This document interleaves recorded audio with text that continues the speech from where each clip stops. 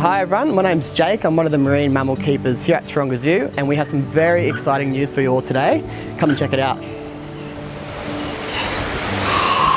So this is our pupping facility behind the scenes at Seal Bay that is specially designed for our seal pups. And I would like to introduce you all to our newest addition here at Taronga Zoo, a long-nosed fur seal pup. And here she is.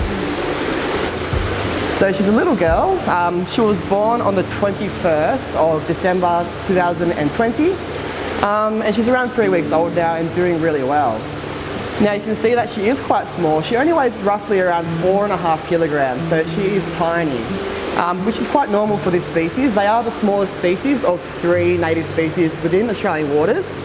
And the females here don't grow more than around 70 kilos, so she is tiny. And she's very curious and very cute. So she was born to Mum Kiki, who was a rescued New Zealand fur seal, or otherwise known as long-nosed fur seal.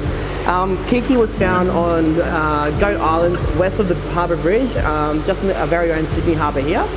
Now we suspect that Kiki was struck by a boat, and she was taken in now in 2012, and she recovered here at our wildlife hospital here at Taronga Zoo. So Kiki is a really relaxed mum. We're very happy with the way that she's going. She's quite happy to do her own thing and leave the pup at short times throughout the day. And this gives us an opportunity to get nice and close to the pup and make sure it's all healthy. So there you are, our long-nosed fur seal pup. Stay tuned because you may get the opportunity to help out name this little girl in the near future.